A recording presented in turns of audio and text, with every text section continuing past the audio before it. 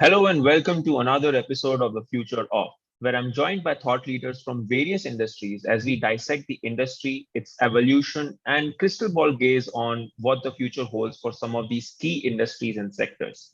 And today we are joined by Joel Kline, the managing partner of Allegro Learning Solutions, an Edtech startup, and also a professor of entrepreneurship and innovation at Lebanon Valley College for over 2 decades now. Thank you for joining us today, Joel. How are you doing? You're welcome. I'm doing, Niraj.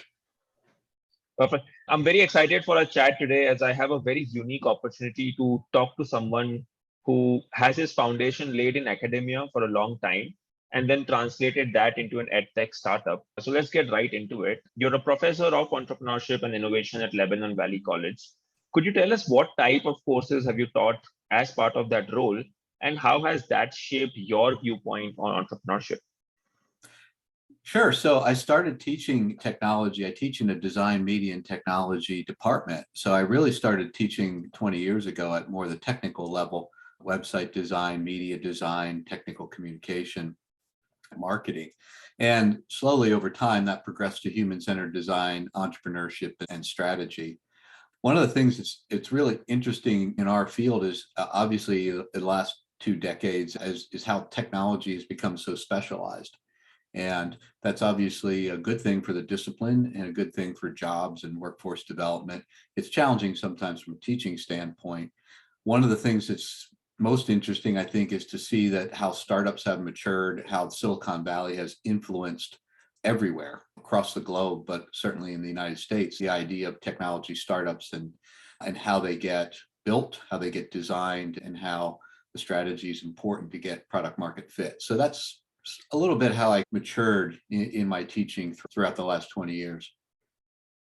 And I'll put you on the spot here and ask you the age-old question of whether you believe entrepreneurship can be taught, or is it something that people are born with? That's a really great question, because I ask that question of my students all the time and I have a debate. And as like most critical thinking exercises, I'm really interested in what they think in terms of how they justify their answer, as opposed to do I think it's black and white.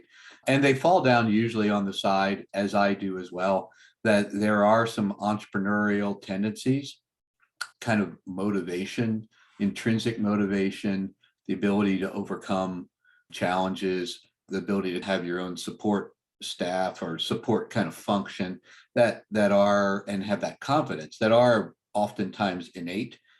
But then there are a lot of things that you can be taught as well. And so it like any complex question, it's rarely yes or no, but there are some tendencies as you look at successful entrepreneurs, some personality kind of behaviors that they've incorporated. What I tell students a lot of times is that they can learn some of those behaviors as well, right? You can learn discipline, you can learn motivation, you can learn to push through challenges. And sometimes students come in, they say, I don't have a family that has a lot of entrepreneurs in it, ergo I'm not probably going to be an entrepreneur. And it's, that doesn't have anything to do with it at all, as long as you take some of the successful traits and build on them. And that obviously allowed you to also translate your experience to work with an edtech startup, Allegro Learning Solutions. What is Allegro, and how did you, from a professor, end up starting to work with an edtech startup? There's a couple of real quick stories behind Allegro and my personal involvement. The first one is that I had an agency before I began to teach full time. So I did have some experience, a couple of different entrepreneurial experiences that I think helped to lead to it. One of the things I learned from those experiences was the idea of scale and the ability to scale. And certainly a small agency, in order to scale a technology and marketing firm, you need to add more people and add more clients, and it's not necessarily as scalable, at least from a quick standpoint. And I actually made the decision to teach full time because I looked at a point in my life and said, I either need to scale this agency or I can enter academia, which I really enjoyed teaching, and I enjoyed the passion kind of education. One of the things that came out of that is after a number of years in academia, I realized that we're not always preparing people for the workforce as well as we should be. And then there are also people who can't really do a 4-year degree, who really should be entering the workforce and have the skills for a competency-based kind of training.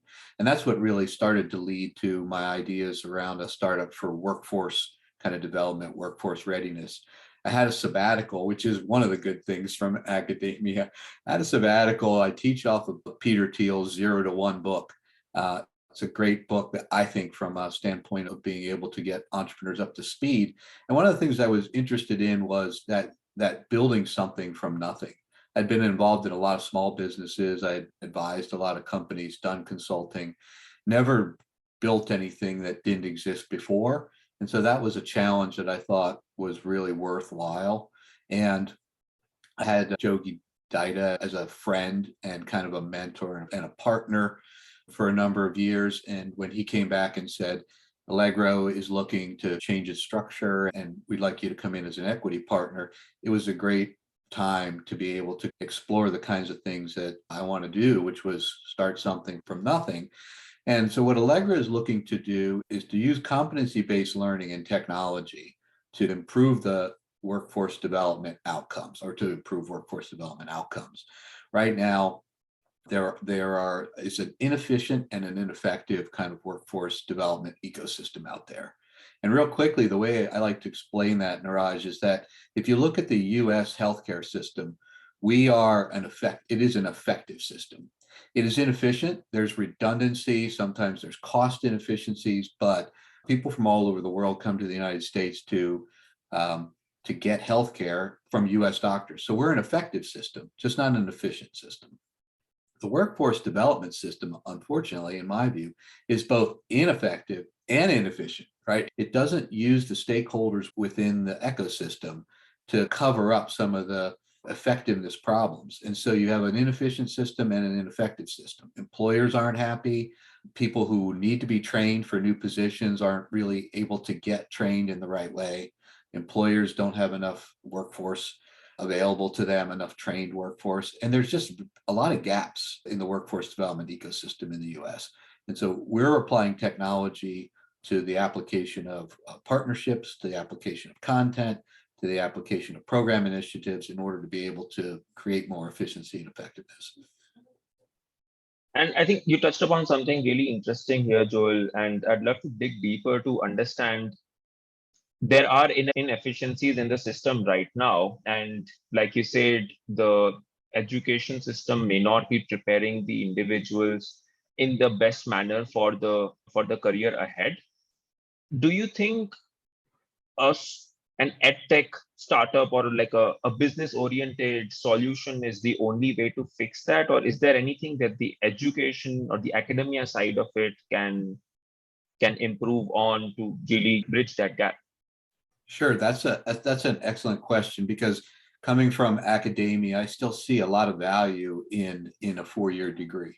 It's probably professionally the most important 4 years of a person's life, from roughly, in a traditional kind of sense, from age 18 to 22.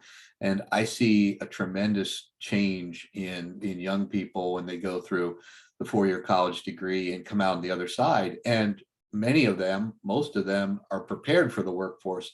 They aren't prepared necessarily for some specific kinds of things in the workforce, but because they've been through a college degree program, typically they can learn those. So the challenges oftentimes for the traditional college age after they get out is those first couple of years. But even there's a big gap, right? So if you graduate with a degree that's a good degree, let's say a bachelor's degree in psychology, but you decide you don't want to be a practicing psychologist, how do you enter the workforce? Where do you enter the workforce? And typically it's been in the past just where you can find a job and see where you can fit. Okay, psychology, maybe you'd be good in human resources, but you'd be great in human resources potentially with that foundation. You'd be good in UI, UX. You'd be good in a lot of different areas that you've learned some foundational psychology. Unfortunately, you need a little bit more training oftentimes in order to get into one of those specific kind of technology careers. So even in the traditional school, I think employers are used to having college graduates, either at a 2-year or 4-year level, come out and say, okay, you're ready to do what we want you to do. but there's so much specificity anymore in technology and what they're expecting.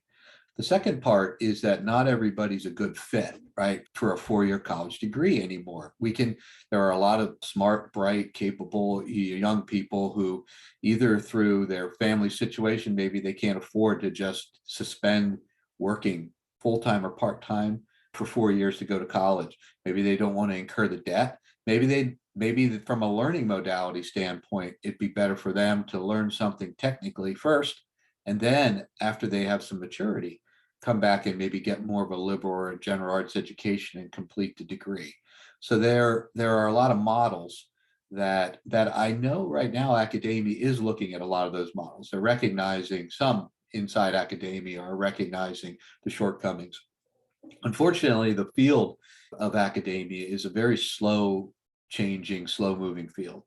And like many other fields, it is a field that is best kind of prodded, for lack of a better word, or moved or by the private sector. And you'll get some pushback from people who say traditional college isn't a business.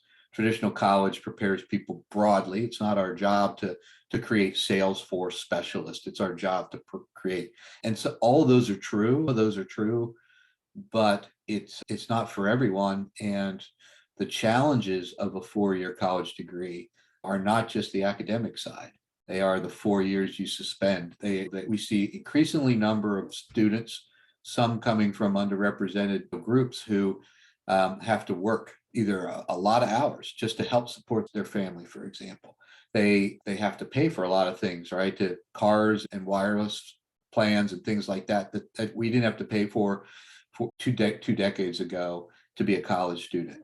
And some people just don't want to incur the debt if they feel on the other side there might not be the opportunities that, for them that have been discussed in the media. So all of these are challenges that I think the private sector can come in, or at least an Edtech startup can come in and start to solve. And I think obviously with the infusion of technology, the scalability of these solutions obviously gets a big boost. And in terms of your vantage point of being a professor for over 2 decades and now working with an edtech startup, how have you seen the edtech industry evolve over the last decade or two? Yeah, that's another place for kind of a short personal story, Niraj. And that was, I did consulting for many years. I had consulting clients in digital transformation and technology. And as I was looking to do kind of a 0 to 1, I had a friend of mine who knew a lot about me and technology. And he said, "Why are you not doing ed tech?" He said, "You're a professor for 20 years. Well, and I said, "I've always tried to stay out of the training space because 20 years ago, training was a support function. It was something that people were like, oh, we'll do that when we can get around to it. But we've got all these other things over here that are so much more important that we need your help with." And he said, "Yeah, but that's not the case anymore." He said, "With the future of the workforce and workforce development, training and education and learning is critical." And I said, "You're right. And I don't stop being a dinosaur, start getting into what I know, and also start getting into really where the future of the workforce is headed." So the timing was really good for that. I think one of the biggest changes that we see is that the younger workforce, millennials and Gen Z, they're expecting to have continuous learning and training. They're expecting, on behalf of an investment in them from their employer, to see some things. And what used to happen was somebody said, "Okay, you're at a certain level of the organization now, so we're going to try to build, and we think you could be a leader. So we're going to build some leadership skills. Maybe that's go off and get an MBA. Maybe that's go to executive leadership training." And students now that are graduating, they're entering a lot of these companies and saying, "You should be training me now. I want to learn these things now because I want to stay. You want to invest in me." And it's a way to retain employees. And also it's a way to obviously increase the technical and the transferable skills of your workforce. This is not necessarily something that industry is excited about per se, because what industry loves, and you can't blame them, is that somebody else trains my person to exactly I want it, and then I just pay them a little more and they come over and they work for me. And I'm being a little bit facetious, but that's basically the way it's worked in the past. And now with a shortage of workers, with technical skills and technology skills, you can't operate that way anymore as an employer. And what we've seen and where we target with Allegro Learning Solutions too is mid-sized companies, because mid-sized companies are now competing against Fortune 2000 companies for talent. And those Fortune 2000 companies have training programs, they have corporate academies, they have all kinds of opportunities for employees to feel like the company is investing in them.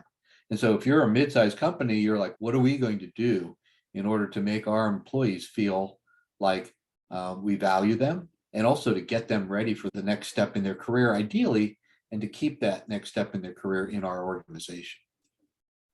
And I think one of the things that I see also that has come through this evolution over the past few years, and like you touched upon rightly, is that power balance is now shifting towards the talent rather than the company.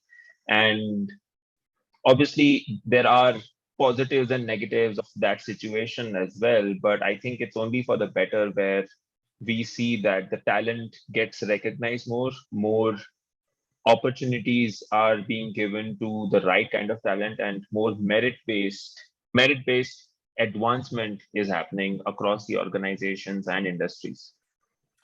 I think you're right. And obviously the trends show that the shift has occurred to the employee. The other thing that's interesting about that shift, however, is though it can't be, it's not just going to be a race to see whoever can pay more, because obviously that's going to balance itself out at a certain point. You hear stories about senior level developers at Google making a $1 million package. And you're like, wow, I should drop this professor thing and go be a program manager. But of course, that salary only buys you a mobile home in the Silicon Valley if you want to live there. I'm kidding, of course. But the thing about companies is that the larger companies are always going to be able to have a little bit more capital. But that's not the only thing that employees say they want, right? If you look at what they say they want, they enjoy an increased salary with the shift that's gone, but they look at the remote, they look at the work style.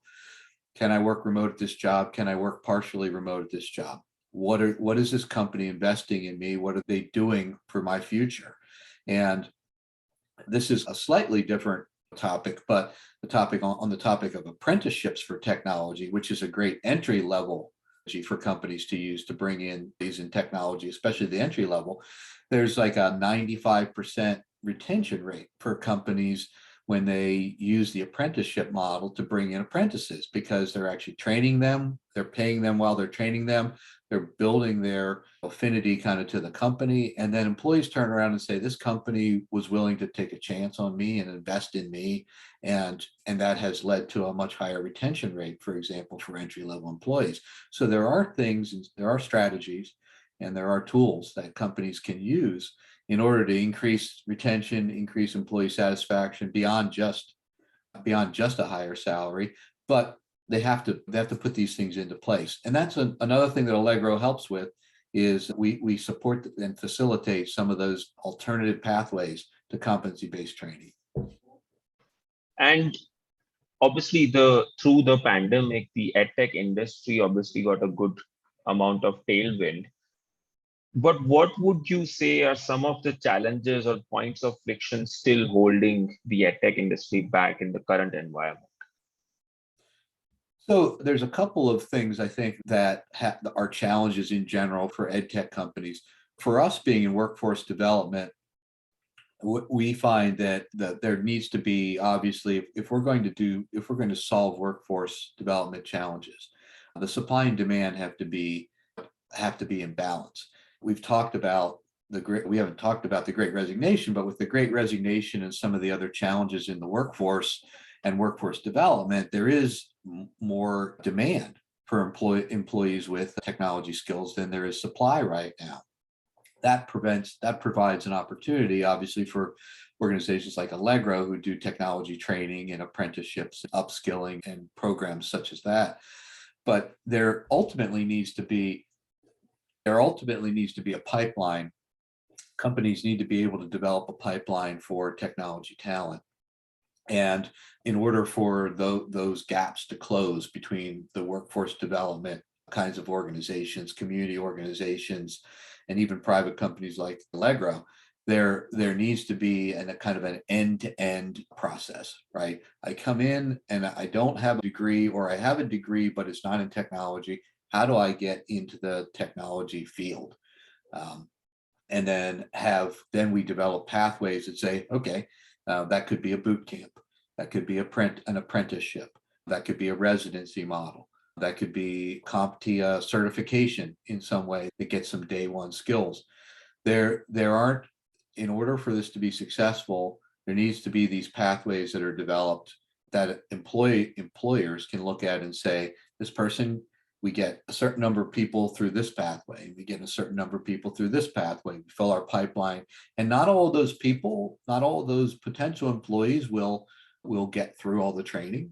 That's the other challenging thing, that employers are typically used to putting out an ad, looking at someone and saying, yes, you're a fit, or you're not a fit, go away, instead of actually kind of cultivating their talent and then building it from the ground up. The second part, I think, a second challenge with tech is that it's not just about the training, right? It's beyond training. You see a lot of ed tech companies that are wholly focused on, well, whether it's a coding boot camp or whether it's UX kind of boot camp format, or it is really on producing somebody who's not in technology and giving them some skills to get into technology.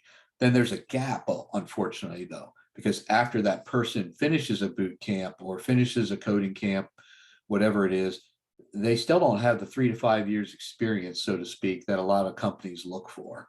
So we are overselling kind of our models for compressed training, because employers are still hesitant to hire some of those people without any kind of experience. So there's an experiential gap that has to get closed.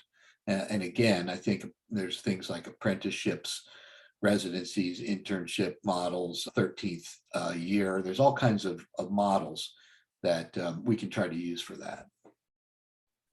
I think that's quite insightful to obviously understand the kind of challenges that are being faced by people who are looking to cross skill or upskill or move industries and, gradually move towards a role that they really want to be a part of. I'd also love to understand the different types of values you are able to create from being a professor compared to working with an edtech startup.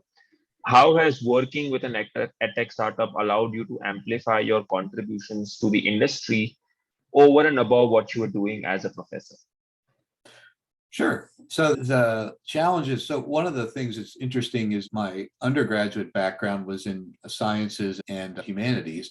And then I spent the rest of my life pretty much in the social sciences, which is obviously the blend of those two in a way. And I've always felt like I've always had an applied kind of approach to my teaching and the things that I've taught. But one of the things that is interesting is that if you look at what companies really saying every year when they do the poll and say, what do your new employees lack?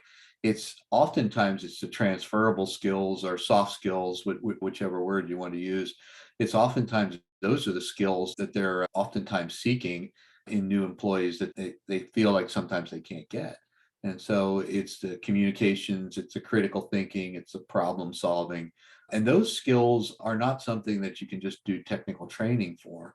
So one of the things that we've looked at with Allegro is how do you balance out, how do you provide some of those skills, especially if you're not providing a 4-year degree?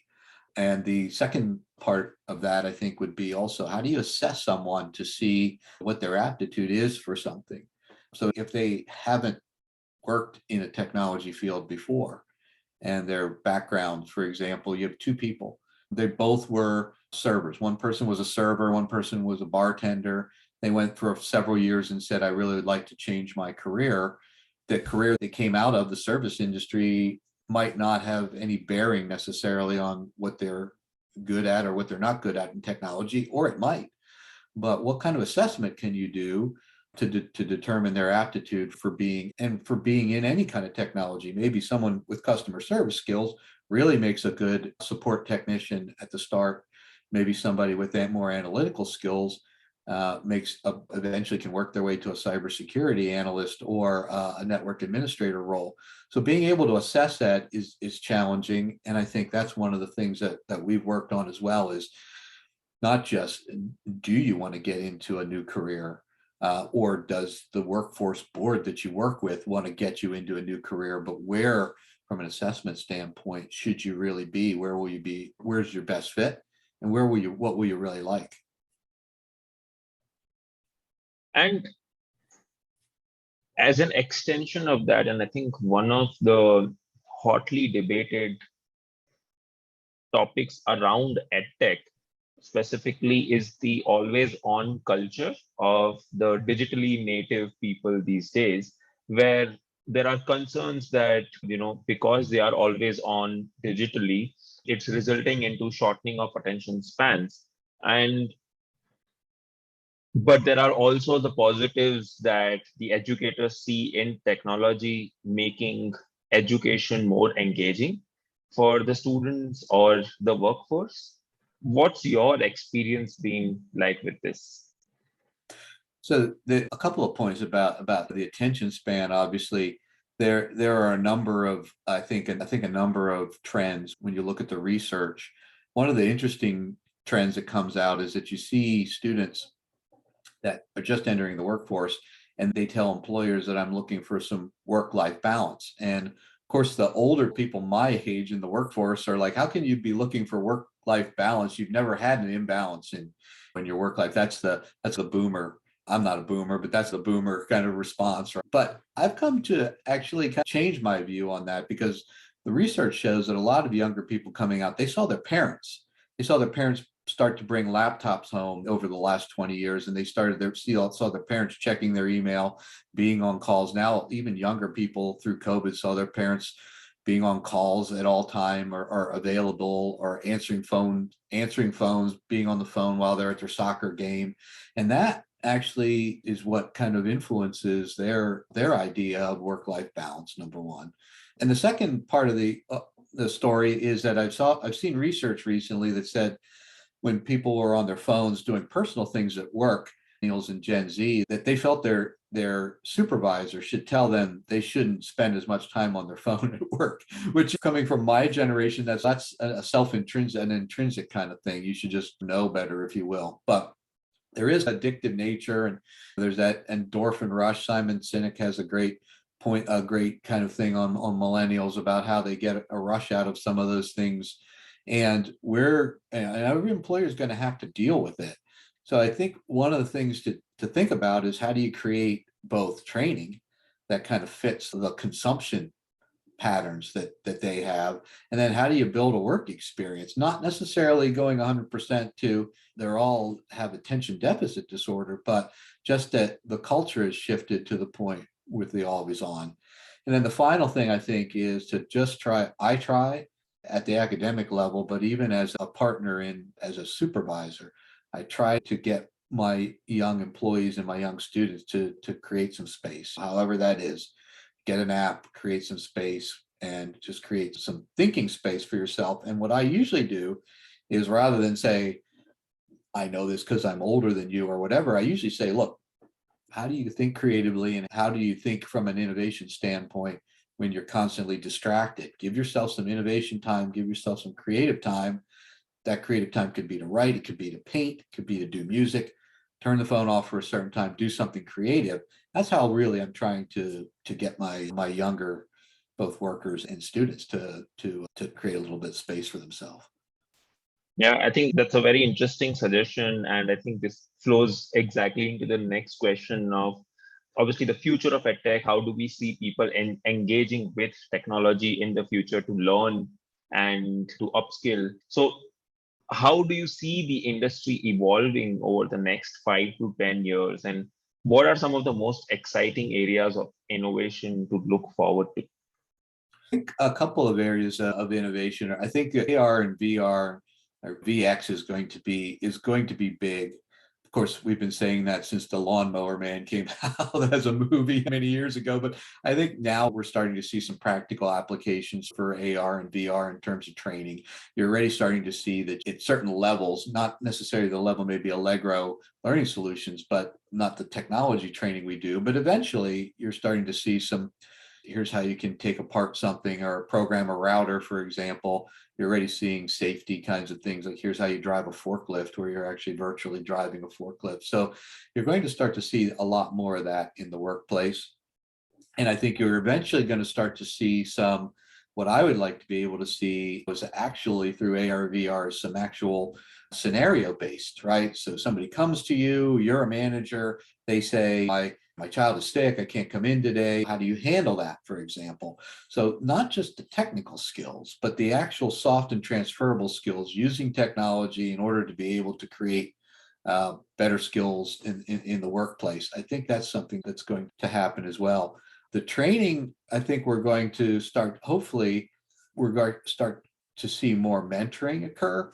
And the mentoring will be easier because everybody has access to a lot of the different technologies. So you can have a mentor, for example, you can have a mentor in Dubai, even if you're working in the United States, with the ability now that we have through video conferencing, through other kinds of this communication. And then I think the last thing is that we're going to probably see a lot of micro learning. We're going to start to break down some of the content that we have into micro learning in a way that you can slowly kind of work towards solutions or understanding or knowledge of things, especially in areas where, that makes it naturally that's hierarchical, like you can learn chunks of it. And I think that's another trend I think that's really starting to happen now. Right. And I think that definitely bodes for a very exciting future in EdTech, and as an individual who's trying to learn newer things, upskill and cross skill as well. And thank you so much for taking out the time today, Joel, and sharing your insights with us. It's been a real pleasure having you on the podcast today. Oh, thank you so much, Niraj. It's been great to be here. Thanks.